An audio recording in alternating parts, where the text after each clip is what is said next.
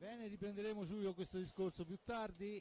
Signori, la più cordiale buonasera da parte di Fabrizio Ercolini e Giuliano Lieri. Ben ritrovati, si gioca questa sera il recupero della 22esima giornata che era saltata per impegni del Palasport extra hockeyistici, e dunque questa sera il Forte dei Marmi, attualmente secondo in classifica con 51 punti, ha la possibilità di allungare sulle dirette concorrenti. Ricordo Bassano allo stato attuale gli stessi punti del Forte Armi ma con una gara giocata in più, il Lodi che dopo lo scivolone sulla pista di Follonica è scivolato anche in classifica al quarto posto dietro Trissino, Forte dei Marmi, Bassano.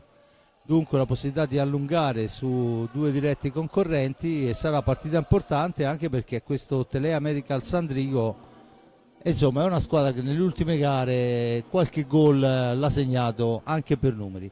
Prima di entrare in tutto questo vediamo le interviste, iniziando dall'intervista a un amico, a Farisa, conosciuto benissimo, ex Valdagno, ex Lodi, ex anche Sandrigo, insomma, dove poi è entrato come preparatore. Sentiamo dunque dalla regia. Con Juan Farisa, alla vigilia di una partita importante, come si presenta il Sandrigo qua sulla pista di Forte dei Marmi? Beh, ci presentiamo sulla carta, partiamo come favoriti ovviamente, con una squadra come il Forte che sta facendo una grandissima stagione, con giocatori di grandissima qualità, ma noi abbiamo bisogno di punti, siamo in un buon momento, veniamo da 2 vittorie di fila per prima volta in tutta la stagione, quindi ci presentiamo con la voglia e con la fame di far bene, fare la nostra partita e cercare di portare punti a casa. E forse il salto di qualità è proprio là davanti, perché abbiamo visto che se la difesa deve fare molta attenzione, ma davanti sta trovando gli spazi giusti per segnare a ripetizione questo Sandrigo. Diciamo che noi abbiamo messo la concentrazione su migliorare tanto nella fase difensiva, che era dove più problemi trovavamo, no? Questo passo in avanti che stiamo facendo in difesa, questo miglioramento in difesa ci sta portando anche a avere più occasioni in attacco. Poi abbiamo giocatori che stanno ritrovando la fiducia, che all'inizio stagione non l'avevano e che hanno la qualità e la capacità di far gol, e questo fa che ultimamente stiamo vedendo porta con più facilità. Sandrigo ha preparato qualche trappola speciale o continuerà con il suo gioco anche qua a Forte dei Marmi? No, noi anche se l'avessimo preparata non l'avremmo detta, ma no, veniamo a fare le... No, però questo va 2 minuti prima della gara, perciò non è predattica. No, veniamo a fare il nostro gioco, a continuare con il nostro percorso di crescita, cercare di portare un risultato positivo a casa, e se non è così che ci serva come una prova più per continuare a crescere in questo campionato. Bene Guani, io ti ringrazio, alla prossima. Grazie a voi. Dunque abbiamo sentito le parole di Farisa e ormai vediamo anche la formazione prima di andare a parlare con Giulio di quanto Farisa ha già raccontato.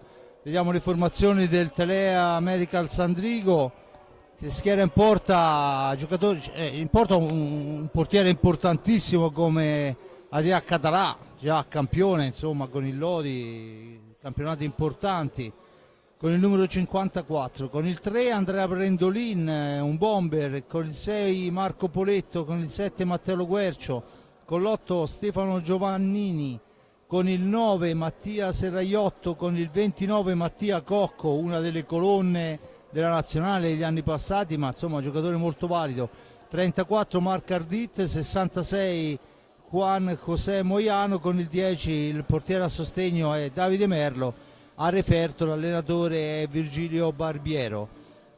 Questa è la formazione del Sandrigo, le parole di Farisa, e vediamo anche cosa ci ha raccontato De Gerone, con cui abbiamo svariato un pochino di più, e la formazione poi a seguire del Forte dei Marmi. Mirko De Cerone, buonasera. Dunque recupero con questo Sandrigo che sembrerebbe anche scontato, ma c'è un secondo posto sicuramente da confermare ora. Di scontato nello sport e anche nell'hockey non c'è niente, le partite vanno giocate e l'intelligenza nostra e la forza nostra sarà quella di affrontare il Sandrigo col massimo rispetto, come si deve fare insomma. Una squadra, abbiamo visto, che al netto del rientro di Ambrosio, che sicuramente è una forza in più, insomma già a Valdagna ha dimostrato grande solidità, perciò i ragazzi stanno veramente bene. Sì, io dico che a Valdagno abbiamo fatto una prova intelligente, abbiamo preso il doppio vantaggio all'inizio, Valdagno ha recuperato di forza perché comunque è una squadra ben messa in campo, ragazzi giovani, due talenti molto importanti, hanno recuperato il risultato, però poi anche nel secondo tempo la partita è andata nel binario che volevamo, difesa bene e abbiamo colpito soprattutto in contropiede con pazienza e quindi è stata una partita che i ragazzi hanno interpretato al meglio. Arriva un Sandrigo qua a Forte Marmi per questo recupero che ha ritrovato una verve, magari non solidissima in difesa, ma una verve d'attacco veramente importante. Sì, sai, Sandrigo che arriva a Forte dei Marmi, come ho detto ai ragazzi, è una squadra che non ha niente da perdere, che viene qui sicuramente a giocarsela a viso aperto e che quindi sicuramente darà il 100%. E ripeto, noi dovremmo essere bravi a interpretare la partita come se fosse una finale, perché fino ad ora abbiamo fatto quasi sempre così, io direi quasi in maniera ottimale anche, quindi non dobbiamo sbagliare stasera. Bene, io ti ringrazio Mirko. Grazie. Bene, torniamo qua al banco in attesa che la regia ci spari anche la formazione del Canniccia Motor Club Versilia, Canniccia Motor Club Versilia Hockey Forte dei Marmi, che scende in pista con il capitano e portiere numero 22 Riccardo Gnata, con il numero 5 lo squalo Federico Ambrosio, il lupo di Breganze Andrea Borgo con il 6, Piercarlo Cacciaguerra rientrante dopo un lungo infortunio con il 17, Pato Ipignazar col 55, Chicco Rossi col 57, Tommaso Giovannelli 78, Cisco Ipignazar 87, Enric Torner 99, Raffaello Ciupi 44, l'allenatore è Mirko De Cerone che abbiamo appena sentito. Dunque Giulio, abbiamo sentito Farisa, gran lavoro, cercare di dare nuovamente fiducia ai giocatori, quella che secondo lui è mancata nella prima parte della stagione, di fatto viene da 2 vittorie consecutive, e se è vero che ad esempio contro il Novara ha subito 5 reti, è anche vero che ne ha segnate 6, perciò insomma la fase d'attacco è importante. No, ma infatti, ma secondo me anche quello che ha detto lui, no? Che dice abbiamo sistemato la difesa, l'hockey non è il calcio e quindi se uno sistema la difesa poi va meglio anche l'attacco, non è un paradosso perché con la stabilità dietro c'è più possibilità per chi è avanti di gestire meglio certe situazioni. Due vittorie consecutive per una squadra di bassa classifica come il Sandrigo sono molto importanti anche in chiave play out, perché poi Sandrigo probabilmente si giocherà la salvezza in quel frangente lì, e quindi è il motivo per cui stasera comunque viene qui, non certo per fare l'agnello sacrificale, anche perché delle due squadre l'unica che ha da perdere qualcosa è il Forte dei Marmi, cioè gioca in casa con una squadra che gli è di decine di punti sotto e quindi può solo perdere qualche cosa al Forte dei Marmi, cioè se il Forte dei Marmi vince fa il suo dovere, e se invece il Sandrigo porta a casa anche un punto ha fatto veramente un ottimo risultato.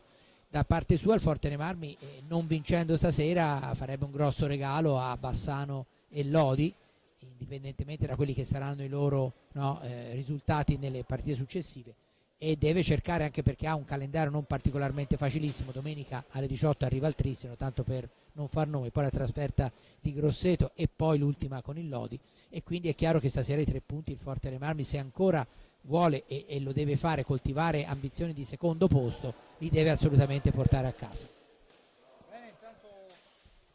Bene, intanto vediamo le formazioni che si stanno prova della pallina eccetera con gli arbitri a centropista, arbitri che sono nell'ordine: il primo Andrea Davoli, il secondo Giorgio Fontana, ausiliario Donato Mirko del Rigata, stecca fisso una quindicina di ragazzi venuti giù da Sandrigo, se possiamo dire una cosa, non sono mai abbandonati a se stessi, qualunque cosa succeda, veramente un gran gruppo. E poi insomma di martedì, domani sicuramente avranno anche loro un lavoro da fare, si devono sobbarcare questi 300 e oltre chilometri di ritorno, oltretutto in una gara che insomma non è quella che il Sandrigo deve aspirare a vincere obbligatoriamente, anche se chiaramente ha tutte le possibilità di farlo. Dunque le formazioni a centropista sentiamo ben poco di quello che sta succedendo all'interno del palazzetto, a parte il Cori, palazzetto che chiaramente, come ci si aspettava, scarso nel pubblico, l'infrasettimanale non aiuta. Certamente domenica, anche se si giocherà alle 18, il pubblico sarà diverso. Senza ombra di dubbio, anche perché poi domenica è previsto tempaccio, perciò dove puoi andare se non venire al palazzetto a vedere la sfida delle sfide. Dunque il Forte che si presenta con la tenuta bianca, bordi rosso-blu, e il Sandrigo nella classica tenuta blu e azzurra, perciò insomma squadre che sono pronte. Adesso c'è da fare la famosa scommessa dei quintetti, ma insomma vediamo intanto lo speaker che sta annunciando. All'andata finì 5-2 per il Forte dei Marmi con 3 gol di Pato Pignazar, una di Cisco e una di Borgo. Dall'altra parte l'inossidabile Mattia Cocco e il bomber Moiano, che al momento è il bomber della squadra insieme a Brendolin con 14 reti a testa. Per quanto riguarda invece il Forte dei Marmi, a 22 Ambrosio, a 20 Pignazar, 17 Borgo. Dunque queste sono le aspettative di questa gara, sicuramente sono altissime in casa rossoblu, ma come diceva giustamente mister De Cerone, una finale anche questa, non ci si può distrarre un attimo. Vedremo quello che sarà l'atteggiamento delle due squadre. La ottima difesa in quel di Valdagno e le ripartenze hanno pagato molto bene. Vediamo quello che sarà l'andamento di questa gara. Intanto cerchiamo di capire i quintetti, ovviamente al netto di un Català da una parte e di un Riccardo Gnata dall'altra. Il Sandrigo presenta, li vediamo già in pista, Lo Guercio, Mattia Cocco, Moiano e dovrebbe essere, se non vado errato, con il numero 34 Ardit. Dunque formazione non sbilanciata, una formazione da contenimento. Il Forte dei Marmi, vediamo che sicuramente in porta c'è ovviamente Riccardo Gnata, ma ancora qualche secondo per vedere chi conquisterà la panchina dei rossoblu. Sicuramente Raffaello Ciupi, il portiere a sostegno. Vediamo che esce Borgo, esce Cacciaguerra, Giovannelli, esce Chicco Rossi. Dunque abbiamo Ambrosio, Torner, Cisco e Pato, e queste le formazioni. Tutto sommato anche quella del Forte Armi non è particolarmente offensiva. No, ma infatti anche perché anche se poi, Giulio, scusami, abbiamo visto in quel di Valdagno che insomma i Torner e gli Pignazar i gol li fanno. Infatti, ma se si guarda poi la classifica dei marcatori, sì è vero Ambrosio è davanti, però insomma sono tutti lì, nel senso che il Forte Armi è una squadra dove segnano veramente tutti, e se indubbiamente Rossi ha segnato poco è perché è arrivato più tardi, perché altrimenti anche lui le sue reti, come ha dimostrato con la doppietta importantissima di Valdagno, le avrebbe segnate. Intanto si inizia a giocare con Cocco che l'appoggia su Moiano per Ardit, torna all'altezza della tre quarti, l'appoggio è per Mattia Cocco. In profondità Moiano dietro porta, attaccato da Torner, resiste, riesce a girare sfera nuovamente all'indietro per Mattia Cocco che tenta il tiro a lunga distanza. La sfera colpisce il parastinco di Pignazar, di Pato, tocca il soffitto, si riprende con l'ingaggio a centro pista. Lo Guercio e Torner sulla sfera, ma c'è il contatto precedente al fischio di Torner, no scusate, di Lo Guercio, dice l'arbitro, ecco, mi sembrava. Poi dunque la punizione, il Forte Marmi manovra la sua prima sfera con Enric Torner in possesso di pallina e il Nigno per Pato, si allarga il blocco, serve Cisco che filtrante per Pato, prima occasione ma riesce molto bene a fermare l'incursione il portiere Català. Dall'altra parte è Mattia Cocco che prova sul primo palo dove c'è Riccardo Gnata che ferma tutto, Ardit la scambia con Moiano, da questi a Cocco, ancora Cocco in percussione, fascia sinistra, fa partire un tiro sporcato, dunque la sfera rimane lì, attenzione, una carambola, premia ancora Cocco. Cocco ancora in possesso di sfera, da questi a Moiano, riconquistata sfera dai Pignazar, cerca un compagno, poi si deve fermare per la fase difensiva accurata del Sandrigo. Torner per Cisco, Cisco per Torner, Torner ci prova, la deviazione del portiere, sfera che tocca ancora il soffitto. Raramente si vedono le sfere che vanno a toccare sì. il soffitto, noi in 1 minuto e mezzo l'abbiamo già vista 2 volte. Sì, infatti. Ancora tentativo di incursione, ma è lo Guercio che ha la meglio, poi gira sfera all'indietro per Ardit, si chiude la difesa del Canniccia Motor Club, attenzione all'incursione di Ardit, poi perde l'attimo per lo scarico, dunque sfera all'indietro per Mattia Cocco, controllato da Torner. Adesso è Ardit che manovra ancora per Moiano, arretratissimo. Ardit al limite dell'antigioco, sono 18 secondi di attacco per la formazione vicentina. Ci prova adesso Moiano, tenta il tiro accompagnato, ma è i Pignazar che la recupera, la serve a Torner. Il tentativo di Torner non riesce. Un bel pallonetto, aveva provato, ci è arrivato col guantone, ma ci è mancato veramente poco. Bello il gesto tecnico di Torner, bravo anche Català che distinto col guantone, adesso ha parato anche la conclusione di Ambrosio. Ambrosio e Català che hanno anche giocato in quel di Lodi assieme e hanno vinto in quel di Lodi assieme. Adesso blocca sfera, dunque si riprenderà con l'ingaggio, vertice passa alla destra di Català, sfera per il tentativo immediato di Torner, poi ancora ci prova Ambrosio, questa volta è Mattia Cocco che va a intercettare sfera. Dunque lo Guercio in possesso di sfera, da questi a Moiano per Mattia Cocco, tentativo di incursione per la spizzata che non riesce, i Cisco e Pignazar recupera sfera, la cede a Pato, sgroppata in fascia destra di Pato, arriva fin dietro porta, si ferma, aspetta il piazzamento, serve dietro Cisco ma fa buona guardia sul tentativo di scarico lo Guercio. Adesso è Torner la cambia ancora per Pato, da questi a Ambrosio, l'accelerazione di Ambrosio, lo scarico per Torner, manovra per Pato e Pignazar. Torner, il tiro di Torner, la parata del portiere, la recupera ancora Ambrosio, poi il tentativo di servizio.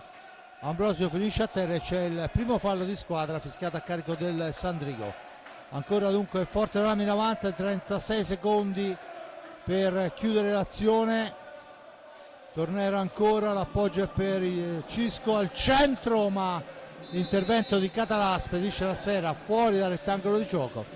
Forte dei Marmi rimane in fase offensiva e soprattutto recupera ancora i 45 secondi. Forte dei Marmi che ci prova, Giulio. Sì, aveva iniziato con un paio di conclusioni il Sandrigo, poi però il Forte dei Marmi negli ultimi minuti sta praticamente giocando nella metà campo ospite, anche perché continua a guadagnare i 45 secondi costringendo all'intervento Català ripetutamente.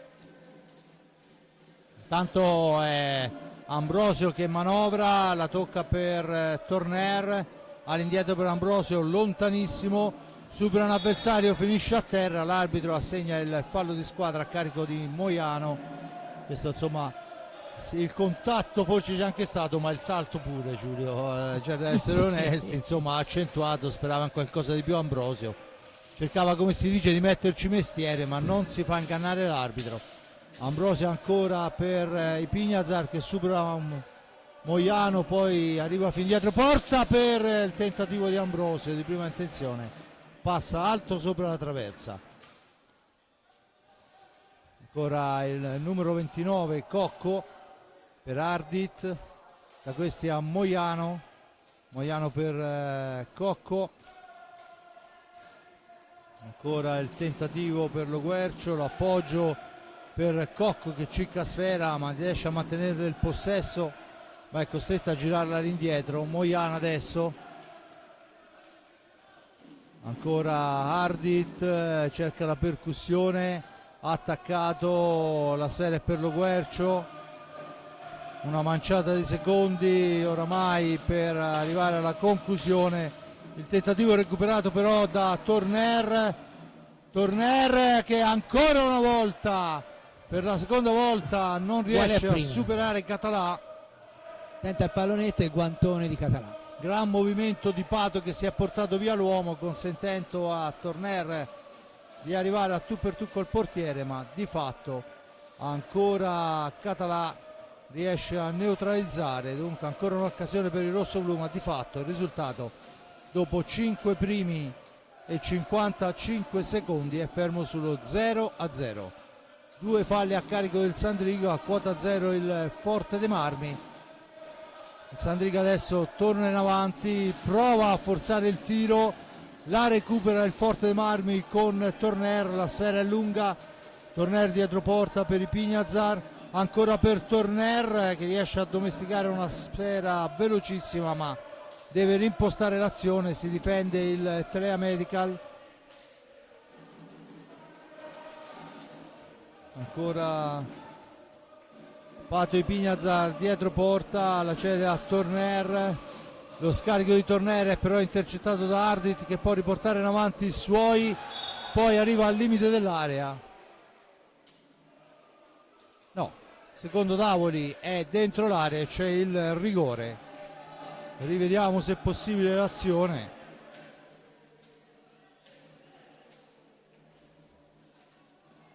Sì, forse per un centimetro, ma era decisamente dentro. Dunque il rigore è Mattia Cocco che ha la possibilità di trasformare. Cocco e Ignata credo che abbiano giocato assieme anche loro. Sì. Pare a Valdagno. Vicentini Doc, tutte e due. Dunque il tiro neutralizza Ignato. Un rigore non tirato benissimo, no, Giulio. Diciamo che Mattia Cocco li sa battere molto meglio, via. Sì, esatto, forse proprio il fatto di conoscersi bene, sì. Ha cercato sì, qualcosa di nuovo, attenzione sì. Che adesso però c'è un po' di confusione nell'area, libera tutto Riccardo Ignata, la sfera è per i Pignazar, Cisco che viene in avanti, Cisco ancora. Comunque abbiamo visto che in un modo o nell'altro il Sandrigo riesce a rendersi pericoloso, lo ha fatto andando a conquistarsi un rigore al limite, costringendo al fallo il difensore rossoblu. Adesso cerca la difesa e la ottiene Ardit, recupera una sfera importante per i suoi e rimposta l'azione d'attacco. In orizzontale per Mattia Cocco. Da questi a Moiano, la cambia per Ardit, cerca un pressing Ambrosio che però non riesce al momento, ancora Ardit dietro porta, lotta con Ambrosio, leve lunghe di Ambrosio hanno la meglio, rimposta l'azione d'attacco Ambrosio, Torner, l'uscita di Català provvidenziale per i suoi.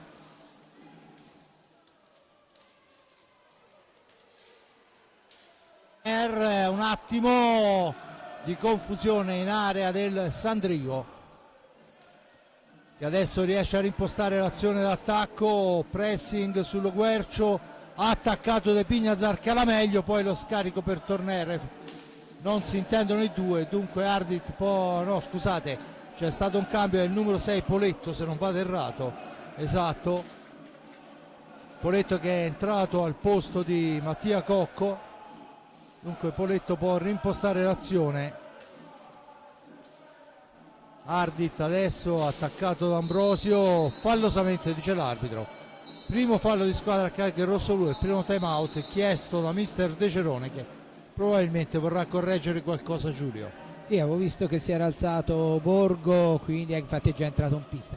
Ma diciamo che il Forte dei Marmi ovviamente sta facendo la partita con però un Sandrigo che lo abbiamo visto al di là del rigore, di qualche occasione l'ha comunque creata e non è squadra che può essere sottovalutata. E secondo me il Forte dei Marmi dovrebbe cercare di far uscire un po' di più i giocatori ospiti, perché poi quando è chiuso il Sandrigo è chiuso molto bene e quindi è difficile riuscire a fare dei passaggi nitidi e anche quando il passaggio viene effettuato però c'è sempre spesso l'intervento di Català o anche della difesa, e quindi è chiaro che tutto diventa più frenetico e meno preciso. Quindi Forterammi forse dovrebbe cercare di chiamare un po' fuori i giocatori del Sandrigo e poi cercare di approfittare di qualche spazio maggiore che gli si potrebbe creare. Poi, come al solito, come dico sempre, di qua si fa presto a dirlo, in pista è un'altra cosa. Senza ombra di dubbio. Intanto il primo cambio anche per le file rossoblù, entra Borgo e prende il turno di riposo Ambrosio. Dunque, al netto dei due portieri le formazioni sono Pato e Cisco Ipignazar, Torner, Borgo, dall'altra parte Poletto,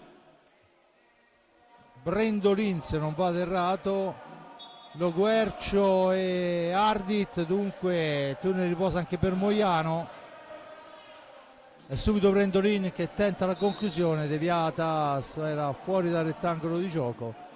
Dunque la punizione in favore del Sandrigo.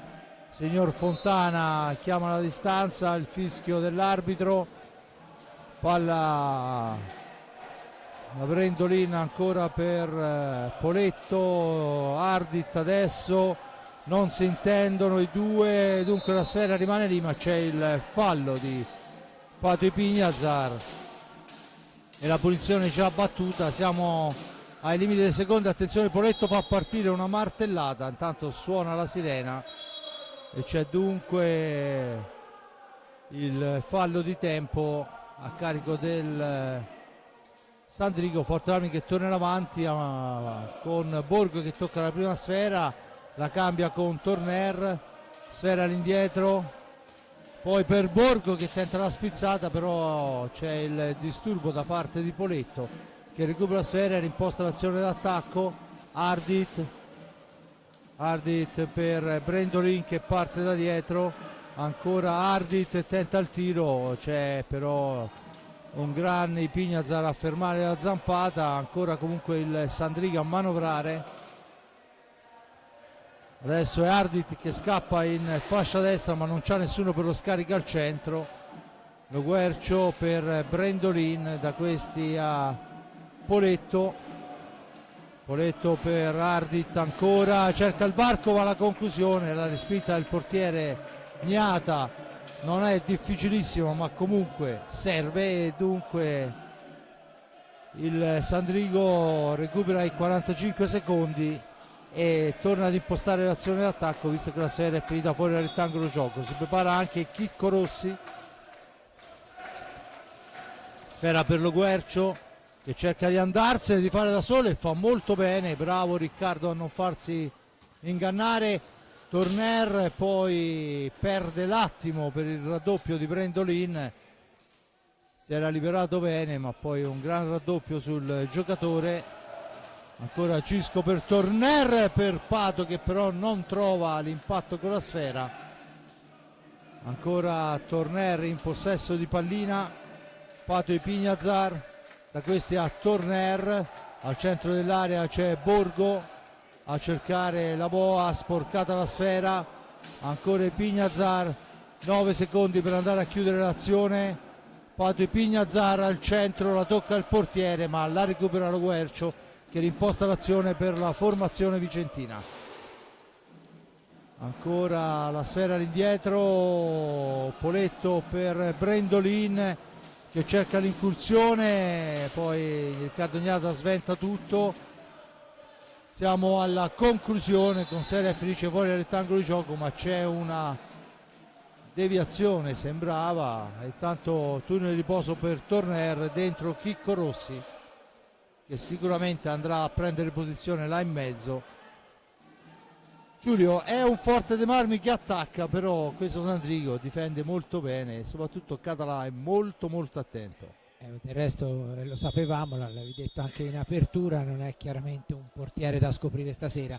E sì, il Forte dei Marmi in alcuni momenti, specialmente nei primi minuti, aveva dato anche l'impressione di riuscire a forzare al punto che la rete sembrava vicina. Poi il Sandrigo è invece riuscito a rallentare un po' l'azione offensiva dei rossoblù e pur senza creare grossissimi pericoli per la porta rignata, però ha creato, diciamo, ha permesso al Forte di creare meno e di avvicinarsi meno al gol rispetto a quanto aveva fatto. Intanto una conclusione di Borgo parata, e secondo me proprio l'ingresso di Borgo era dovuto anche fermo restando gli avvicendamenti, cioè un giocatore che per la capacità di dribbling e altro può anche un po' spezzare gli equilibri in avanti.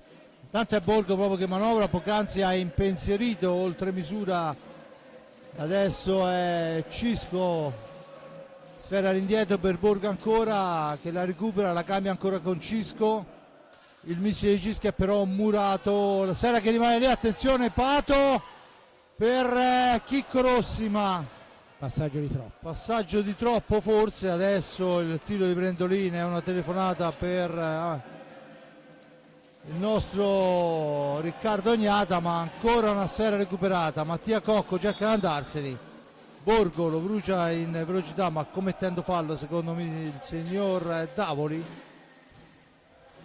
e dunque a 12:25, metà esatta del primo tempo, il risultato è ancora fermo sullo 0-0. La dimostrazione di che quando dicevamo che le partite, come lo diceva anche Mirko De Gerone, vanno vinte giocandole, è vero, no? Nel senso che è una partita che sulla carta uno diceva sì vabbè questa finisce facile, e invece come stiamo vedendo il Sandrigo si sta difendendo molto ordinatamente, creando anche un po' di difficoltà. Un Forte che chiaramente non riuscendo a segnare, un pochino più di nervosismo ce l'ha. Senza ombra di dubbio, intanto il blocco permette a Poletto di andare via, poi la sfera fermata ma ancora il Sandrigo che ha 6 secondi per andare alla conclusione. 3-2, il tiro fermato, la deviazione, suona la sirena e dunque il Forte dei Marmi riprende a giocare per fallo di tempo. Chicco Rossi in possesso di sfera, autore di una doppietta sulla pista di Valdagno. Rossi ancora per Borgo, l'incursione di Borgo era indicata bene, la sfera un filo alta ma veramente era ben indirizzata sul ragno all'angolo lontano. Mattia Cocca al centro, poi attenzione a Brendolin, il gol proprio di Brendolin, una sfera rimasta a metà strada, toccata da Poletto per Brendolin che deve solo spingerla dentro. Rivediamo, è rimasta a metà strada l'appoggio. Brendolin fa 1-0 quando sono passati 13 primi e 47. Sì, molto bravo. Vabbè, Brendolin sicuramente, ma anche Poletto, se non vado errato, è lui che gli ha dato la sfera, che è rimasto lì in zona, è stato bravo, e a conferma di quello che aveva appena detto, cioè sono partite queste qui in cui certamente, soprattutto se non si sbloccano subito, e poi nell'hockey sappiamo che sbloccare subito vuol dire poco, se non si sblocca e si allungano subito possono anche diventare abbastanza problematiche, e questa è quello che sembra stia diventando, no? Perché il Sandrigo adesso è in vantaggio, il Forte dei Marmi chiaramente dovrà cercare immediatamente il pareggio, e quindi la formazione veneta, che sta giocando veramente molto bene in difesa, perché costringe sempre gli attaccanti rossoblù ad arrivare a tiri un po' improvvisati, non lineari come azioni, perché c'è sempre qualcuno che tocca o il giocatore che non riesce a trovare la posizione giusta, e quindi è più difficile centrare lo specchio della porta con, diciamo, tranquillità, fra virgolette. Poi in porta c'è Català e quindi è ancora tutto più difficile. Senza ombra di dubbio, e dunque il Forte dei Marmi che adesso si ritrova ad inseguire quando mancano 11 minuti alla fine del primo tempo, e arriva vicinissimo al pari ma niente di fatto. Grande incursione di Andrea Borgo, intanto è rientrato Moiano, la sfera è per Chicco Rossi, Rossi per Torner che si ferma, chiuso dalla difesa del Sandrigo. La sfera è per Cisco Ipignazza, ma attenzione, Moiano può ripartire, Moiano poi decide di far tutto da solo, c'era una corrente Ardit, tutto libero ma niente da fare. Cisco all'indietro per Torner, il tiro di Torner è però murato dal Parastinchi di Ardit, che poi ci mette il fisico e riesce a recuperare una sfera importante per i suoi. 10-13, dunque 1-0, paga il gol di Brendolin al 13° minuto. 10 minuti adesso alla fine del tempo con il Sandrigo che ha ottenuto il vantaggio. Chiaramente farà quello che avevamo spiegato facesse fare il Forte, insomma, no? Aspettare un attimo e cercare di colpire. Tanto chiesto il time out da parte di mister De Cerone, la palombella a centro per la deviazione di Moiano che non riesce. Borgo recupera sfera sull'avversario, rimposta l'azione d'attacco. I Pignazari in possesso di pallina, ancora per Borgo al centro per Chicco Rossi che però spalla alla porta, se la deve vedere con un senatore come Mattia Cocco che ci mette della forza, e poi un impallo ancora va a premiare il Sandrigo che arriva alla conclusione. Adesso c'è il fallo secondo l'arbitro di Chicco Rossi. Dunque Giulio, time out, che cosa dice adesso De Cerone ai suoi? Dirà di giocare un po' meglio, perché dopo il gol subito il Forte Marmi, pur continuando chiaramente a fare un po' di più la partita, però mi è apparso meno lucido di quanto non avesse fatto. A dire il vero, le cose migliori secondo me il Forte Marmi le ha fatte nei primi minuti, non i primissimi dove avevamo detto che c'era stato un paio di tiri per il Sandrigo, però dopo mi pare che abbia la preminenza, la capacità difensiva del Sandrigo di imbrigliare i giocatori del Forte Marmi, piuttosto che la capacità inventiva del Forte Marmi di trovare un varco buono per superare Català. Quindi una partita che non è assolutamente facile e ovviamente è diventata più complicata dopo il vantaggio del Sandrigo, chiaramente più complicata per il Forte Marmi. Intanto si riparte, terminato il time out, Català fra i pali, e poi abbiamo con il numero 8 fa il suo ingresso in pista Stefano Giovannini, Mattia Cocco, Moiano e Loguercio, Chicco Rossi, Borgo, Torner e Cisco Ipignazar. Il tentativo controllato da Borgo, attaccato e trattenuto oltre misura. Borgo se ne va, poi fa partire una conclusione che ancora una volta fa la barba alla traversa, anche questa volta era ben indirizzata ma non un pelo oltre l'altezza. Moiano in possesso di sfera, da questi a Mattia Cocco, Giovannini, Cocco, Giovannini ancora, cerca il varco ma Chicco Rossi riesce a recuperare sfera ad andarsene, si ferma fra due avversari, cerca e poi subisce il raddoppio e dunque la sfera torna in possesso del Sandrigo. Adesso si lotta la balaustra, ancora Rossi e Giovannini, poi finisce a terra Giovannini e l'arbitro assegna il quarto fallo di squadra a carico rosso-blu. Fuori Rossi e dentro Ambrosio. Moiano, la conclusione intercettata da Torner che rimposta l'azione d'attacco. Torner non vede linee, dunque la sfera è per Borgo al centro, la stecca di Català provvidenziale, si era ben liberato Cisco Ipignazar, ancora Torner monumentale là in mezzo, recupera una sfera importante, la dà a Ipignazar per Torner che poi tenta un passaggio per Ambrosio che non riesce. Moiano per il numero 8 Giovannini, sfera all'indietro Loguercio. Il time out adesso è chiamato dalla panca del Sandrigo, la sfera è per Borgo, la recupera sull'avversario, rimposta su Ipignazar, poi il tentativo di filtrante per Ambrosio è controllato però da Mattia Cocco che cerca di andarsene, lo scarico di Cocco, la sfera per Moiano che dà ancora all'indietro per il numero 8 Giovannini, da questi a Cocco, filtrante per Loguercio che poi finisce a terra, l'arbitro dice di alzarsi, signor Fontana, un po' come è successo prima con Ambrosio, il contatto forse c'è stato ma accentuata forse un po' troppo la caduta.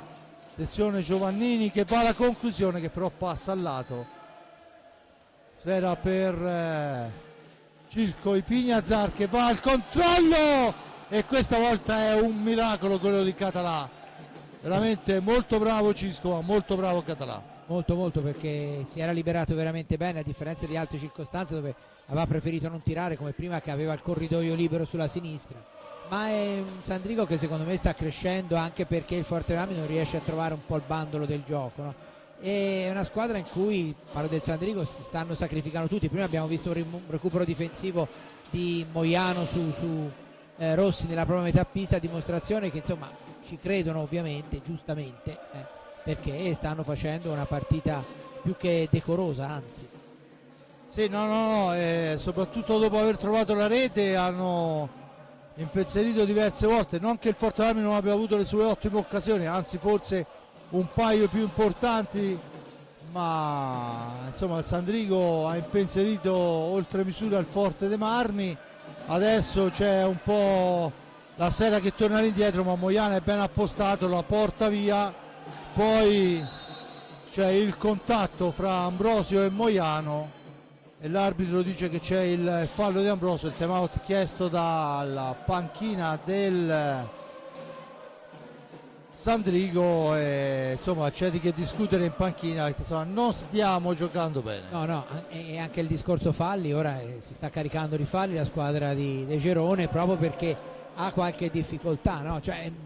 Ma si vede bene che il Sandrigo dal punto di vista psicologico è cresciuto molto dopo la rete. Il Forte dei Marmi invece non ha avuto quell'accelerazione che una squadra del suo calibro, perché comunque parliamo sempre di una seconda in classifica, dovrebbe avere in certe circostanze. Però ritorniamo, no, al discorso di prima, le partite vanno vinte, vanno giocate per vincerle, e chiaramente il Forte dei Marmi stasera, che magari almeno per il momento è un po' meno lucido rispetto a altre circostanze, per di più si trova una squadra che dopo essere passata in vantaggio è molto carica, ha qualche difficoltà. Sta proprio alle grandi squadre in questi momenti, devono ritrovarsi e riuscire a superare anche queste difficoltà, soprattutto trovare la capacità di riuscire ad andare al tiro in porta in maniera un po' più pulita, perché effettivamente è molto difficile per i rossoblù andare a un tiro nitido. Poi ripeto, quando quelle volte ci arrivano c'è Català che chiude tutto. Dunque si riprende a giocare con la sfera sulla stecca del Sandrigo, battuta in questo momento è Brendolin in possesso di pallina, no scusate, Ardit, Giovannini, Loguercio e Brendolin, sì, mi sembrava di averlo visto in pista. Brendolin che cerca di seminare il panico, va alla conclusione, fermato, sfera ancora per Brendolin che però manca l'aggancio, e dunque Ipignazar per Tornera al centro per Ambrosio, occasionissima rosso-blu, poi la sfera si ferma a metà strada, dunque Giovannini può recuperarla per Ardit, il Sandrigo può rimpostare l'azione d'attacco, sfera per Giovannini, da questi a Brendolin, 4,50, conclusione, Torner, Ambrosio, Torner, e questa volta il palo a dir di no. Fare deviazione sul palo, sì. Attenzione. Sembrava a colpo sicuro questa conclusione di Torner, secondo me anche lui pensava di averla messa nel punto giusto. Adesso è Borgo che ha la meglio su Ardit, gli porta via seria in maniera pulita, dice l'arbitro, rimposta l'azione. Schierato a difesa della porta il Sandrigo, si muove per linee esterne il Canniccia Motor Club. Torner in possesso di pallina, 4-11, sfera al centro, poi la pallina recuperata da Giovannini, recuperata però da Ambrosio che punta, Català va alla conclusione, portiere che la ferma, ancora Borgo che ci prova, il gol di Andrea Borgo, ha segnato a Borgo, anche se in area c'era Ambrosio, però secondo me è giusto così. Rivediamo il replay perché una martellata, si libera e la insacca a 3,51 è Borgo Del resto ci voleva una soluzione di questo genere. Affamatissimo come un lupo, ci aveva già provato 2 volte, alla terza va a mordere Català. Dunque gara nuovamente in parità al 22esimo. C'è adesso il fallo in attacco, ha segnato il 6º fallo di squadra a carico del Forte dei Marmi. Fallo c'è stato sicuramente, ci prova adesso Moiano, ma la sfera recuperata da Cisco e Pignazar che vola in avanti, si ferma, aspetta il piazzamento, dietro porta c'è Torner che riceve, Torner spintonate, ancora Borgo, l'appoggio è per Cisco e Pignazar, da questi a Torner, sera per i Pignazar, il missile dritto per dritto, gli risponde il portiere, attenzione Brendolin che porta l'insidia in avanti, va alla conclusione abbondantemente fuori. Dunque la sfera torna dall'altra parte con Torner per Borgo ancora che viene messo giù e l'arbitro assegna il rigore, anche se poi Borgo è andata a finire addosso a Català, però ineccepibile il fallo commesso su numero 6 del Forte dei Marmi, quindi rigore a 2,46. Dunque c'è Mattia Cocco che ha qualcosa da dire all'arbitro e intanto Català si avvicina ovviamente alla panchina per pulire il casco, è stato travolto da un Borgo che è stato a sua volta travolto, certo, sì, è stato spinto ed è Torner che si andrà a prendere in carico questo possibilità di trasformazione.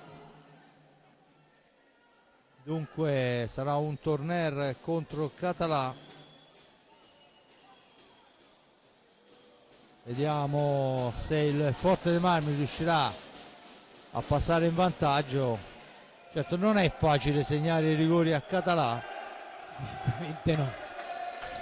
Non è facile segnare i rigori in generale, cioè non è che una punizione così cattiva nei confronti della squadra. Io l'ho sempre pensato fin dagli anni 70 quando cominciai a vederle. In una situazione del genere forse è più facile per il portiere che per il giocatore, bisogna essere molto bravi a piazzarla, anche se poi vediamo che si sono, Faccin ne è un esempio, è implacabile a segnare i rigori. Un buon specialista è anche Torner, vediamo nella specifica 2,46 dalla fine del primo tempo e a 2,46 e il Nigno la mette là, schiaccia il ragno e nessuno ci può arrivare. Giulio, no. Rivediamolo, ma esecuzione perfetta. Eccola qua, la rivediamo ora, niente da fare assolutamente, tra l'altro proprio spiazzando, che non è una cosa facilissima nell'hockey. Perciò dall'1-0 per il Sandrigo in un minuto scarso al 2-1 per il Forte dei Marmi. Dicevi, le grandi squadre devono trovare il bando della matassa. Il Forte dei Marmi al momento la trovata, è passato in vantaggio, adesso vediamo però quello che sarà, che insomma un 1-2 così potrebbe anche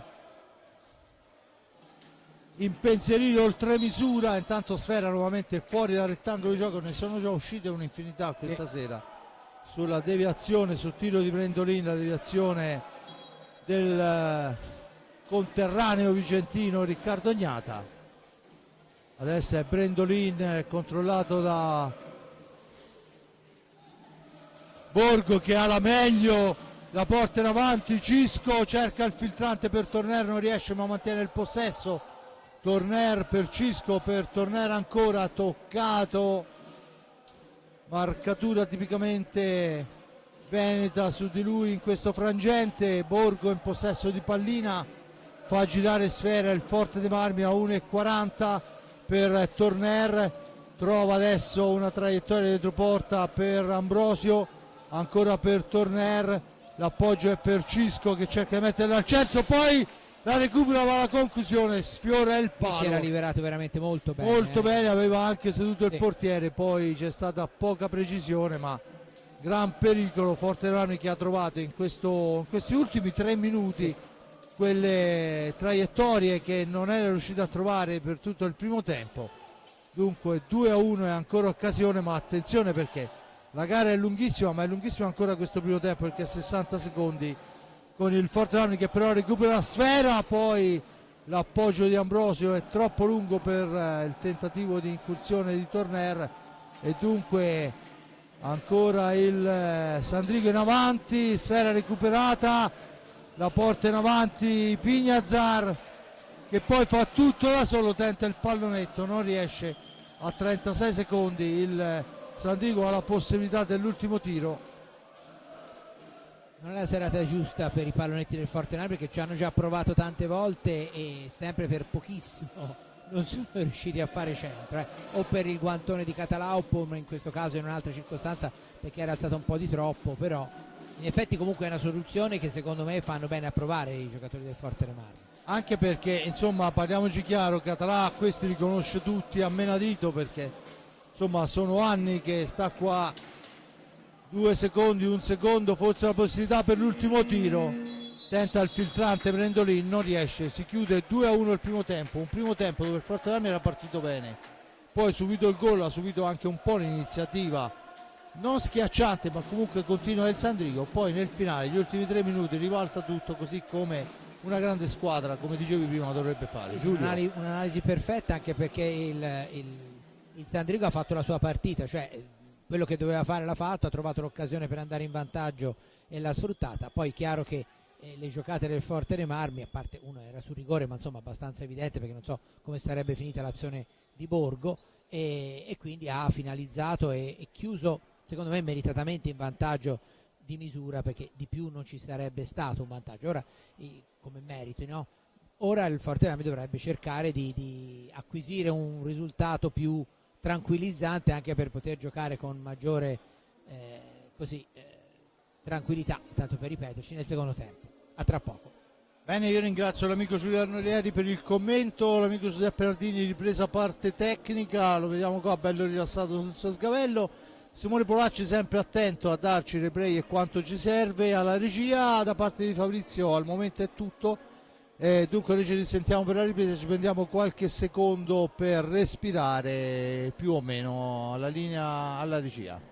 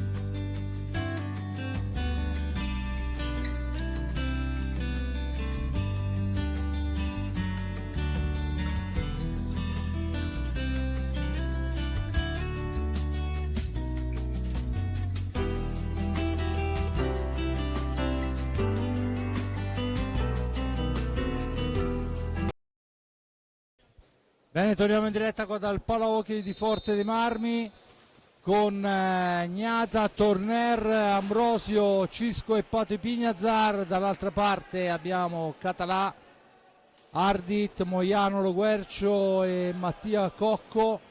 Forte dei Marmi che va subito alla conclusione, Sera che rimane lì, la recupera però molto prontamente Mattia Cocco. Forte dei Marmi che nei primi 20 secondi ha provato 2 volte dalla media distanza. Adesso Giulio, ovviamente il Forte dei Marmi deve insistere, ma vediamo intanto la sfera per Torner al centro e questa volta è miracolo davvero da parte di Català. Sì. Dimostra quale portiere è, che veramente grande triangolazione. Forte dei Marmi che è partito decisamente bene. E non ne ha concesse molto il primo tempo il Sandrigo di azioni così nitide per il Forte dei Marmi, che sono un po' una propria caratteristica. Se uno va a rivedersi anche le reti di Valdagno, c'erano molti schemi offensivi di quel genere. Se non erano venuti era merito proprio della difesa del Sandrigo, a dimostrazione che il primo tempo è tanto una parata di Gnata su conclusione di Moiano. Dicevo, se nel primo tempo il Forte dei Marmi ha incontrato difficoltà, c'è tanto merito anche del Sandrigo. Intanto ne esce la grande Cisco dall'angolo, rilancia Torner, il tiro di Torner, la deviazione di Mattia Cocco, gran lavoro di Ambrosio che aveva cercato di aprire il varco e c'era riuscito per l'avversario, ma Mattia Cocco è un senatore dell'hockey su pista, nonostante non so quanti anni ha, ma insomma non è più un ragazzino. Credo che sia classe 83, ora non vorrei dire una stupidaggine, però è uno che ha dato tanto all'hockey su pista italiano, non solo a livello di club ma anche di nazionale. Tra l'altro lui è stato uno dei migliori in un periodo in cui non c'erano tantissimi talenti come per esempio ora i vari Malagoli, Gavioli, Verona eccetera, e lui è stato per vari anni, ecco 84, c'era andato vicino via, e è stato uno a tirare avanti la baracca per tanto tempo anche a livello internazionale, perché era il più talentuoso dei giocatori di quella generazione. Sì, molto bravo nell'uscita da dietro porta, era la sua specialità, le reti alza e schiaccia dietro porta. Sì, era velocissimo, molto bravo. Oddio, se gliele fanno fare anche ora, insomma, ora con tutto il rispetto mi pare che lo si usi in altre situazioni, insomma, no? La sua esperienza è vitale là dietro, infatti lo vediamo anche in questa occasione che viene lasciato piuttosto indietro. Insomma, la famiglia Cocco il DNA è buono, perché poi il fratellino più piccolo. Sì, anche lui sicuramente. Intanto sbagliato il passaggio, Ambrosio cerca e questa volta riesce ad anticipare proprio l'intervento di Mattia, ma è bravo Català. Attenzione dall'altra parte, Ardit, e questa volta è ancora il Sandrigo però che insiste con la conclusione che passa al lato, Sera che rimane lì e ci mette la stecca il Forte dei Marmi che torna avanti con Ambrosio, la deviazione poi non riesce, ma la sfera è ancora rosso-blu con Torner. Ancora un'ottima incursione in area di rigore ben fermata da Català, poi il passaggio è per Pato Pignazar, si schiera a difesa della porta il Sandrigo, va a manovrare il Canniccia Motor Club, dunque la formazione versiliese con Torner attaccato, cerca e trova Ambrosio da dietro porta, Ambrosio che adesso si libera della marcatura di Ardit, gira a sfera dall'altra parte, Pato Pignazar, l'intensità e la velocità del rosso-blu adesso è importante, ancora Pignazar al centro, questa volta buona la difesa del Sandrigo che può tornare in avanti, triangolazione, si intromette l'ottimo Riccardo Gnata che però tocca a sfera secondo l'arbitro fuori dall'area di competenza, dunque c'è la punizione in favore del Sandrigo, vertice basso alla destra di Riccardo Gnata e siamo partiti da una parte e dall'altra, in particolar modo a Forte dei Marmi, ma a 1000 all'ora. Sì, veramente un inizio molto superiore come ritmo a quello del primo tempo e tanto Forte dei Marmi, anche se comunque il Sandrigo in quell'azione in cui c'è stato un po' di pasticcio nella difesa rosso-blu, però diciamo che il Forte dei Marmi ha fatto vedere le cose migliori qualitativamente e quantitativamente. Intanto è Cocco che la serve allo Guercio, poi c'è il buon anticipo di Ambrosio che va a mordere sanguinare a centro pista quando c'è uno squalo in agguato è pericolosissimo. Giulio, comunque rivediamola. Questa rete a me ricordava quella di Gil, quelle di Gil da quella posizione lì erano, come dicevi te, una sentenza. E insomma anche Ambrosio ha imparato benino, via, diciamo così. È un gol importante perché per la prima volta consente al Fortename di andare in doppio vantaggio, e quindi dovrà per forza il Sandrigo, visto che comunque non ha niente da perdere, dovrà provare a scoprirsi di più, e il Fortename, se saprà approfittarne, potrebbe dare una svolta alla partita. Ho già detto troppi se, però insomma tanto qualcosa c'è da raccontare, sì, che senza ombra di dubbio. Intanto è rientrato Brendolin, che è uno di quei giocatori che ha la fantasia per scardinare le difese avversarie. Vediamo quello che riuscirà a fare, ma la sfera è ancora intercettata dalla difesa rossoblù. Torner si ferma, aspetta il piazzamento, serve Cisco, da questi a Pato, ancora Enric in fascia destra, dietro porta per Fede per Enric, Cisco la porta avanti in fascia destra, l'uscita con il fratello Pato, la scambia con Torner, l'accelerazione di Torner che poi si ferma, fa fuori un avversario, al centro Torner, Enric Torner, la premiata ditta, Cisco e il Migno fa 4-1, perfetto. È la più bella azione del Fortename, meritatamente conclusa in rete, eccola qua, e c'è subito logicamente il time out del Sandrigo. Già che c'è il time out, a proposito di Brendolin, volevo ricordare quello che mi ha sempre detto Francesco Martini a proposito di questo giocatore, che è più o meno un quasi coetaneo di Alessandro Verona e Mattia Cocco. Mi raccontava Francesco Martini, che è un tecnico di grandissima esperienza e li ha visti nascere questi giocatori, che quando erano molto giovani, i tre praticamente erano tutti sullo stesso piano. Poi Brendolin, anche per scelte di vita, di lavoro, è rimasto un po' più legato al suo territorio,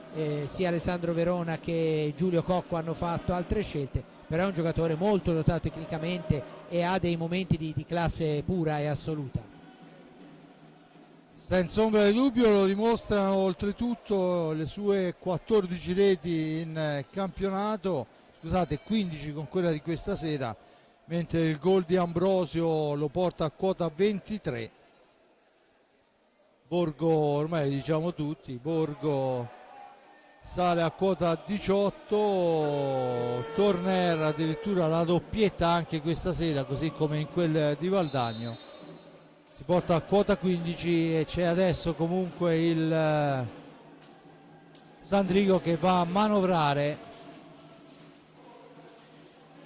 Ancora Brendolin, questi a Ardit per Brendolin, la cambia con Poletto che ha preso il posto di Moiano. Ancora Ardit, Brendolin, il tentativo, la sfera deviata. E Gnata ha fatto vedere che con il guantone sa parare bene anche lui. Sì, senza ombra di dubbio. Intanto sfera che torna in pista.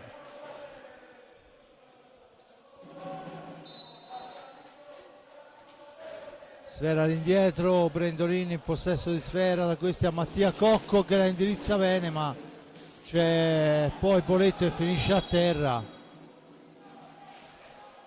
e il signor Davoli assegna un rigore, a mio avviso questa volta un po' troppo.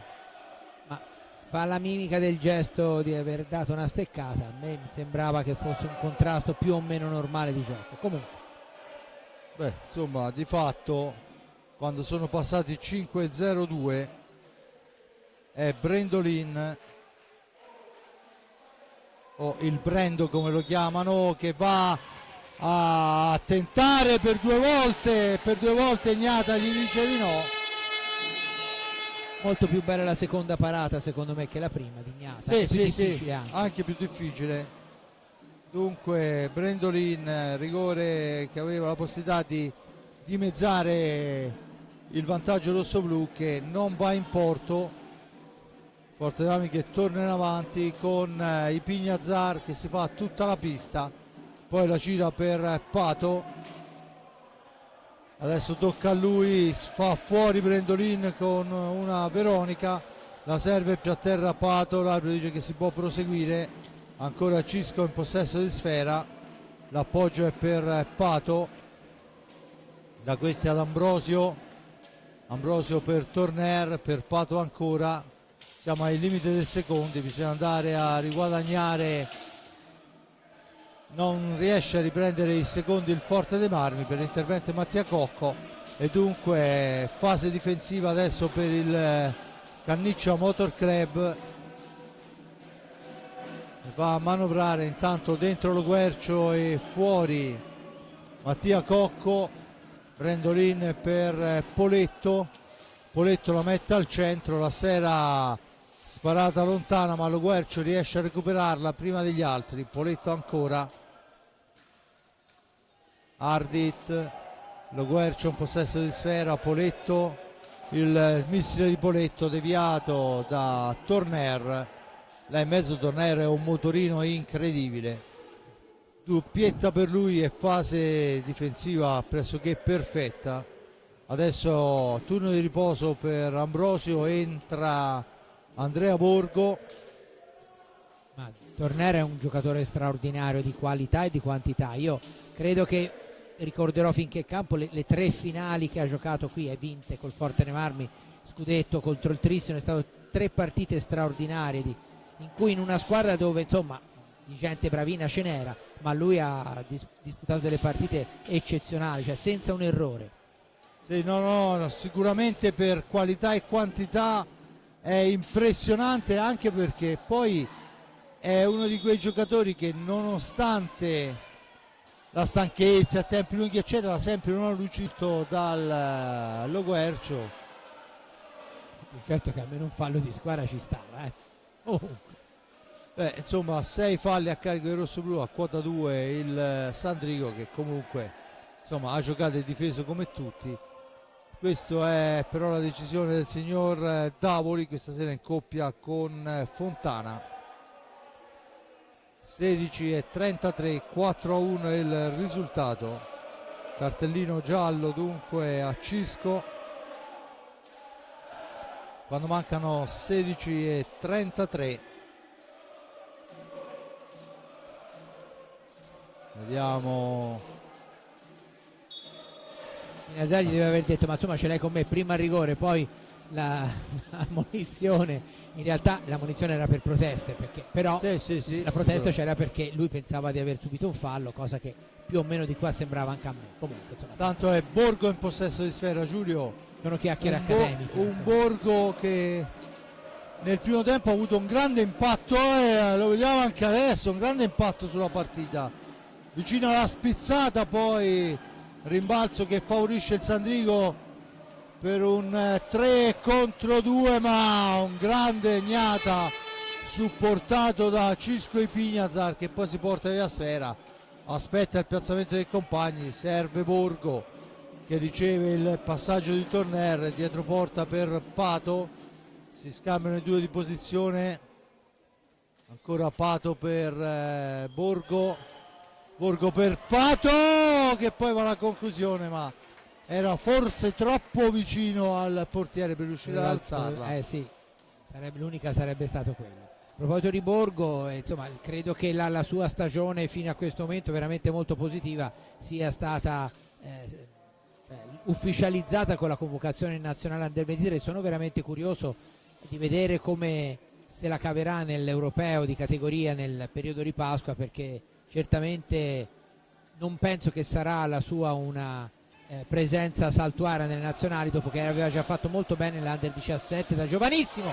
E c'è il gol di Torner e questa volta il pallonetto è entrato. Dunque Enric Torner, il Nigno, rivediamo grande movimento anche in questa occasione dell'uomo senza sfera che si allarga, Borgo apre un varco importante e Torner questa volta l'appoggia molto bene, forse c'è la deviazione. Sì, forse sì, però si è visto bene che Català ha avuto un attimo, no? Dove vado, di qua o di là, e probabilmente Torner ha visto che la testa l'aveva già spostata verso in direzione di Borgo e ha fatto centro dall'altra parte con una probabile minima deviazione, ma tanto poi il gol, come si sa nell'hockey le autoreti molto molto raramente vengono assegnate, giustamente secondo me, e quindi giusto che sia la terza rete di Henrik Torner di stasera. Dunque tripletta di Torner questa sera, e adesso c'è il time out chiesto da De Gerone, che nonostante il 5-1 vuole ragionarci su con i propri ragazzi. Ovviamente gara più che indirizzata, anche se manca ancora molto tempo, ma insomma per quello che stiamo vedendo in pista è un Forte dei Marmi che sta indirizzando la sfera. Intanto fuori Pato Pignazar e dentro Chicco Rossi. 14:59, dunque al 10° minuto Torner allarga il risultato.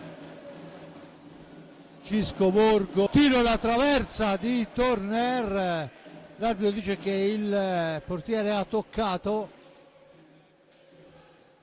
dunque ci prova anche Borgo ma passa al lato, disturbato da Poletto.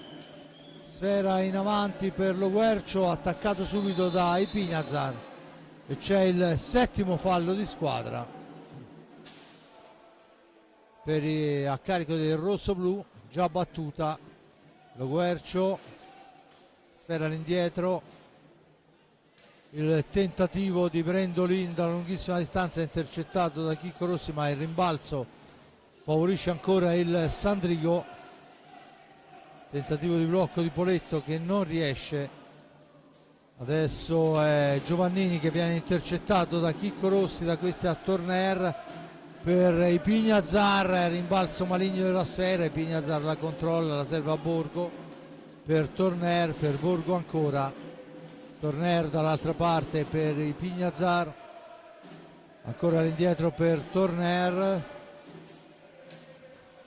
Cisco, Borgo, linee esterne per lui, cerchio di centropista per Ipignazar, il cambio, poi il tentativo di passaggio filtrante per Chicco Rossi, la stecca di Catalagli dice di no e adesso va fuori dall'area di competenza. La punizione in favore del rossoblu.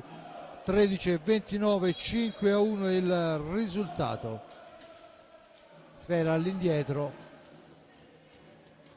ancora Ipignazar per Borgo, la cede per Chicco Rossi, fa girare giustamente sfera il Forte dei Marmi, forzerà quando mancheranno qualche secondo alla fine dello scadere del tempo. Adesso un rimbalzo che favorisce Poletto che va alla conclusione, una telefonata per Riccardo Gnata nell'angolo. Poletto, su di lui c'è Borgo e l'arbitro dice che c'è il fallo di squadra a carico del Forte dei Marmi. Questa volta non mi trovo assolutamente d'accordo, ma di fatto assegna il fallo. Dunque 8 per il rosso-blu, 2 per il Sandrigo.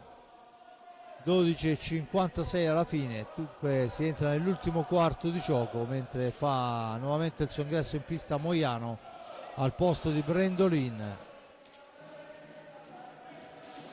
Ancora lo Guercio, sfiorano indietro Moiano, ancora il tentativo di Lo Guercio, attaccato Moiano, attaccato molto bene da Torner che se ne va tu per tu, poi inventa un nuovo pallonetto, questa volta si stampa sulla traversa, ma veramente grande azione. Attenzione che siamo all'altra parte con Giovannini che non trova l'impatto con la sfera, portata molto bene da Poletto in fascia destra.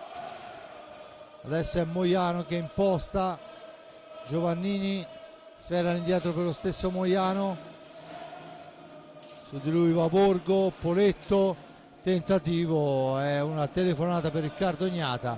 11:52, Forte dei Marmi che se non è in controllo sembra molto vicino a tutto ciò, Giulio. Sì, a meno che appunto non ci siano degli errori marchiani da parte della squadra sulla carta più forte che conduce con 4 gol di scarto, la possibile riapertura dovrebbe scaturire da errori della squadra più forte che è in vantaggio. Poi chiaro che lo sport non è una scienza esatta, no? L'hockey meno che gli altri, però insomma la logica è questa qui, cioè se la squadra non si suicida anche se manca ancora molto tempo, però insomma mi pare che per il momento sia sufficientemente in controllo la formazione rossoblù. Tanto scadono i secondi, l'arbitro non fischia perché il possesso è del Forte dei Marmi, cerca il pressing alto il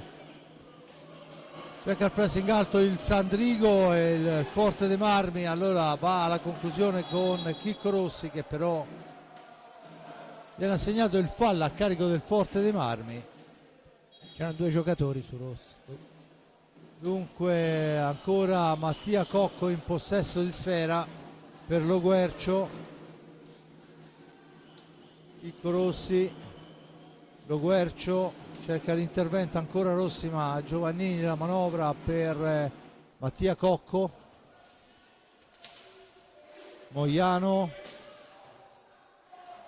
ancora cerca un compagno per lo scarico, non ne trova per la fase difensiva importante del rossoblù. Intanto è rientrato Pato Ipignazar senza nessun problema. Borgo recupera sfera, sgroppa in fascia destra, supera un avversario, si ferma, è Moiano su di lui, cerca di andarsene, Moiano cerca di trattenerlo, poi lo scarico per Rossi che fa la barba alla traversa, ma la sfera è ancora per il rosso-blu. È recuperata ancora da Rossi per Cisco, da questi a Pato. Turno di riposo è per Torner, l'appoggio è per Pato, là davanti una manciata di secondi per arrivare alla conclusione, ma riesce a recuperare sfera il numero 66 Moiano, niente da fare, Borgo la porta in avanti.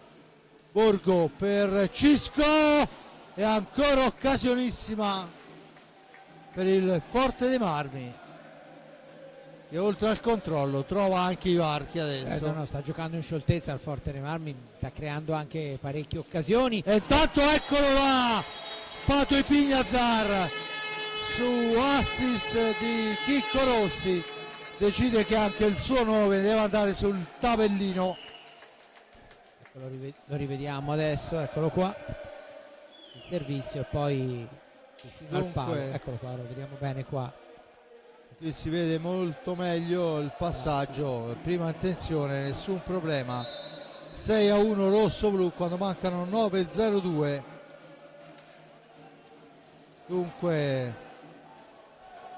dopo 16 minuti allarga ulteriormente il risultato. Forte dei Marmi che adesso deve difendersi dall'attacco del Sandrigo.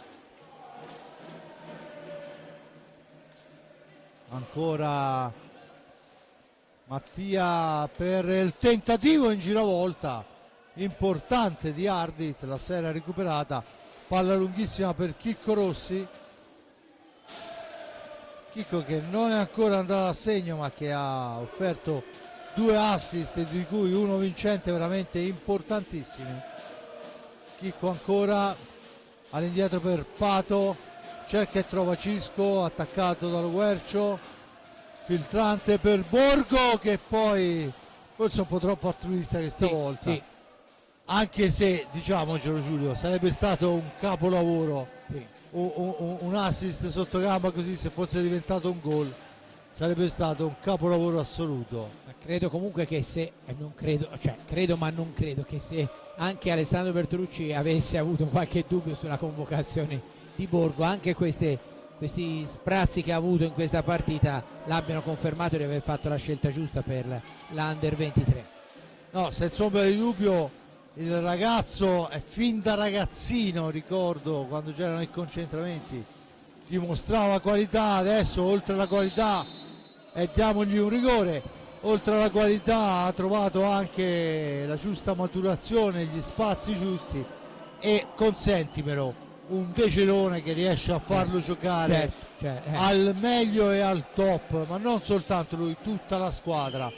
Io credo che un grandissimo merito vanno a quei 2 signori che vediamo in panchina, uno con la maglietta rossa a fare una preparazione stupenda e l'altro con la giacca blu a dare serenità, tranquillità e soprattutto schemi alla squadra. No, ma senz'altro, anche perché lo si è visto in tante occasioni, le reti del Forte dei Marmi non sono episodiche, cioè un pezzo di bravura dei vari che giocatori ci sono, Ambrosio, Tornello, ma frutto proprio di schemi, e quando, come era successo nel primo tempo, non se ne è visti tanti, è stato perché ha fatto veramente una grandissima difesa al Sandrigo. Non appena c'è stato un po' di allentamento e il Forte dei Marmi è venuto fuori di prepotenza, e Mattia Cocco che si appresta a battere quest'altro rigore. Comunque, insomma, considerando che il gioco, la partita l'ha fatta al Forte dei Marmi, 8 falli di squadra e 3 tiri piazzati per il Sandrigo, non sono male.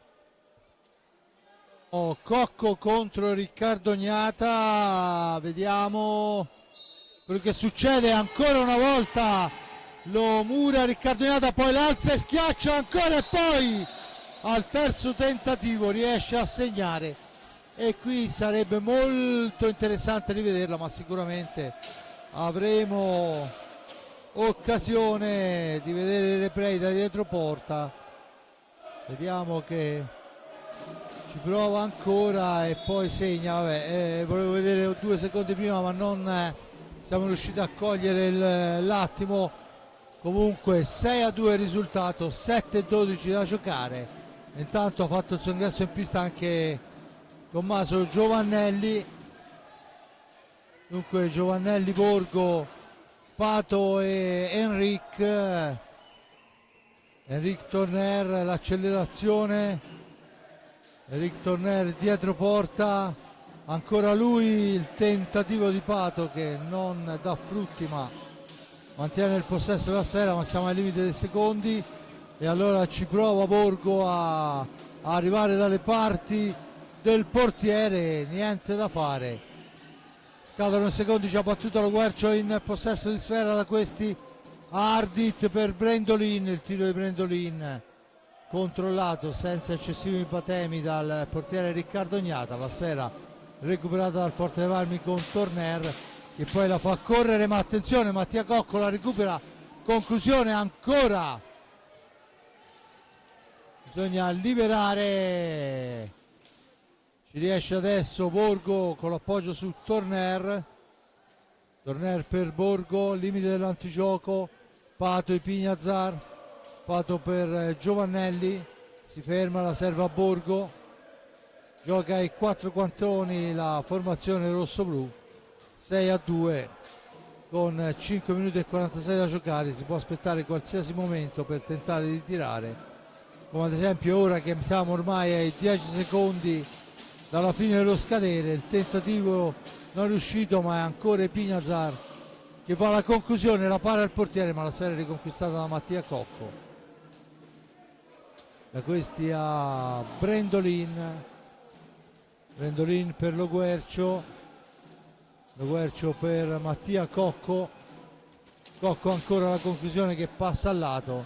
Borgo sulla traiettoria, recupera sfera, serve Torner, linea pulita di passaggio. Torner adesso a domestica sfera, serve nuovamente Borgo che poi se ne va sullo Guercio, lo brucia in tutti i sensi. Sfera al centro, il tiro di assist di Pato che non riesce, l'assist dall'altra parte è fuori misura, ma veramente grande giocata di Borgo che adesso ha un rimbalzo maligno ma domestica sfera. Ancora la sfera per Giovannelli, recuperata la pallina, Brendolin cerca un assist, poi la palla sparisce ad opera di Pato e Pignazar, ma siamo già dall'altra parte con il Sandrigo che porta l'incursione, dietro porta Brendolin, su di lui Pato e Pignazar. Il fallo a carico del Forte dei Marmi è il 9. Quando mancano 4:06, dunque Giulio, se siamo fortunati vediamo anche un tiro diretto. Sì, del 10° fallo. Contro Riccardo Gnata per 10° fallo. Sfera per... anzi sono quasi sicuro che lo vedremo. Ancora... Il metro è quello, sì. Poletto per Guercio. Poletto che tenta il tiro, poi la sfera indirizzata, la deviazione. Sfera alta e vediamo che cosa dice l'arbitro. Fuori Borgo e dentro Ambrosio. fuori Ardit e dentro è entrato Ambrosio al posto di Borgo, entra anche Ciupi per Riccardo Gnata. Ricordo che il Forte Vami ha giocato sabato una partita dispendiosissima sulla pista di Valdagno. Dunque Raffaello Ciupi in pista, la sera recuperata da Torner, neanche a dirlo, portata da Torner ancora per il tentativo subito di Ambrosio, ma si distende bene Català. Poi in una serie di rimbalzi dove c'erano 3 rigori un anno fa, ma non è più così, e c'è il terzo fallo di squadra a carico del Credo San sia il Diego. primo del secondo tempo. È il primo del secondo tempo, te lo assicuro, perché e poi il gol che noi parlottando ce lo siamo perso, Giulio. E se non mi sbaglio dovrebbe essere di Giovannelli. Di Giovannelli su assist di Ambrosio. Eccolo là, esatto. E dunque anche Giovannelli ha di che pagar pegno. Spero di essere presente Dopo appunto il lungo infortunio che l'ha tenuto fermo per un bel po'. Dunque anche Cacciaguerra in pista, Cacciaguerra che porta sfera, la serve a Giovannelli al primo gol in Serie A1. Non so cosa costa in termini di pasticcini, ma credo abbastanza caro. Dunque ancora il Forte Armi che allunga sul 7-2, 2:45. Ello Guercio in possesso di sfera, su di lui va Cacciaguerra, sfera per il numero 9, attenzione che poi va alla conclusione, bravo il nostro Giubi, e ancora il tentativo di giocata speciale, sfera che rimane a metà strada, Borgo per Cacciaguerra, per questi per Torner. Dunque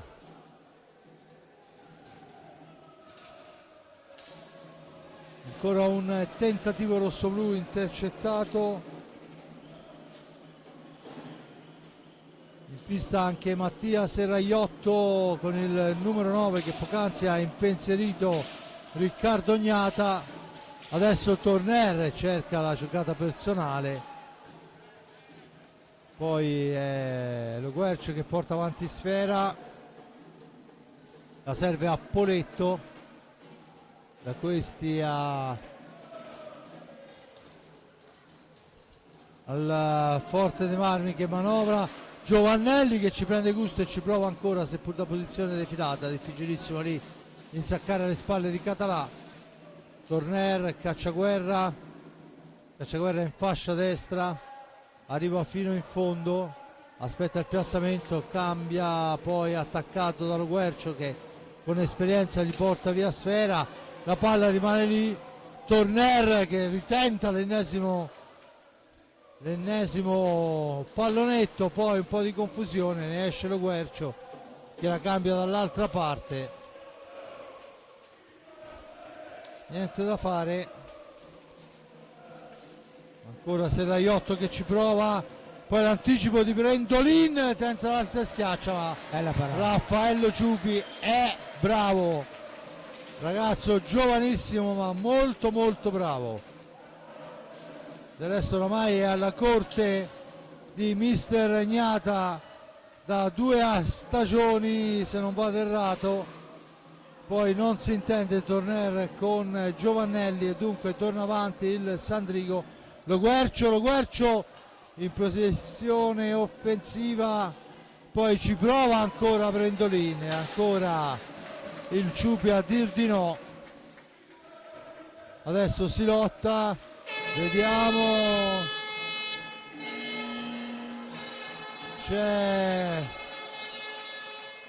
vediamo qual è la decisione dell'arbitro, perché sinceramente il gol segnato proprio dal 9 Serraiotto, allo scadere, una tromba ha ingannato tutti, si sono fermati i giocatori rossoblu, lui è l'unico che non si è fermato, è andato a segnare la terza rete. Sì, 7-2, ma vedo la palla al centro, quindi sarà 7-3 il finale. Non c'è la rimessa al centro, no, quindi non è 7-3. Sembra di capire che non sia 7-3 secondo il signor Davolo. Cambia poco, Cambia ormai per chi aveva sarebbe segnato. stato segnalato, invece non è così, perciò vabbè, poi lo scopriremo, perché sinceramente continuano sul sito a discutere. Intanto vediamo il signor Davoli che fa cenno che la gara è finita e fa cenno di andare a controllare il banco dei cronometristi. C'è Brendolin che si lamenta, viene richiamato proprio dal signor Davoli. Partita col giallo, smentiti perché Giulio, la decima rete, il decimo fallo non è stato assegnato, dunque non siamo, neanche la terza rete del Sandri. non siamo riusciti a vedere un tiro diretto, e di questo sinceramente me ne rammarico, però di fatto è così. Il sito ci dà un 7-2 con la gara, il cronometro che segna 0-0, dunque perciò non è stata assegnata la rete e si chiude il risultato di 7-2. Andiamo a ricapitolare poi le ultime parole per Giulio. Si apre con un rigore di Cocco ben parato quando il Forte dei Marmi stava giocando bene, poi Brendolin fa l'1-0, l'1-1 di Borgo al 21esimo, il 2-1 di Torner al 22esimo. Nel secondo tempo è Forte dei Marmi con Ambrosio e Torner fra il quarto e il quinto minuto, il rigore parato a Brendolin al 5-20, poi al decimo Torner, al 16esimo Pato, al 17esimo il gol di Cocco sempre su rigore, al 21-43 Giovannelli per il 7-2. Dunque nella gara di andata apre le marcature il Sandrigo per 1-0, il Forte Marmi lotta per tutta la partita, poi negli ultimi 4 minuti la ribalta e nel secondo tempo dilaga. Un po' quello che è successo nel primo tempo. Sappiamo che col Sandrigo quest'anno va così. Giulio. Sì, vabbè, un risultato chiaramente che non fa una grinza, un Forte dei Marmi che diciamo che nel secondo tempo ha fatto valere la sua superiorità. Nel primo il Sandrigo ha tenuto molto bene, ha creato varie occasioni, l'abbiamo visto, e niente, c'è poco da dire, cioè il Forte dei Marmi ha fatto valere la superiorità di alcune individualità e ha anche fatto subito vedere di essere in grado di far male, quindi 3 punti importanti. Il Forte dei Marmi doveva fare questi 3 punti per consolidare la propria seconda posizione di classifica in vista di un finale di stagione, come abbiamo detto all'inizio, abbastanza difficile quanto a calendario. Vedremo quello che succederà. Intanto domenica prossima ci sarà una grandissima partita qui, quella che sarà una delle tante rivincite delle finali scudetto dello scorso anno, con il Trissino ormai largamente in testa al campionato, largamente favorito, vincitore della Coppa Italia, però magari qui a Forte dei Marmi rincontrerà qualche difficoltà che non inficeranno il suo ruolo di favorito, ma che potrebbero magari, che ne so, portare una partita spettacolare, divertente, e in cui il Forte dei Marmi potrebbe anche andare a punti. Staremo a vedere, ripeto, il favorito della vigilia è certamente il Trissino, poi vedremo come andrà a finire. Per ora siamo a martedì, di qui a domenica c'è sempre tempo. Grazie da Giulio Arnolieri, una buona serata a tutti. Bene, io ringrazio l'amico Giulio Arnolieri per il commento a questa gara, dove il Forte dei Marmi si porta dunque a +3 sul Bassano, mantiene la seconda posizione, +3 sul Bassano, +5 sul Lodi, e dunque conquista 3 punti importantissimi. Grazie a Giulio, grazie a Giuseppe Nardini per le riprese della parte tecnica, grazie a Simone Polacci per la regia. Noi ci risentiamo, a Dio volendo, diciamo così, domenica per Forte dei Marmi, Canniccia, Motor Club Versilia, Ok Trissino. Dunque la linea va alla regia. Ale.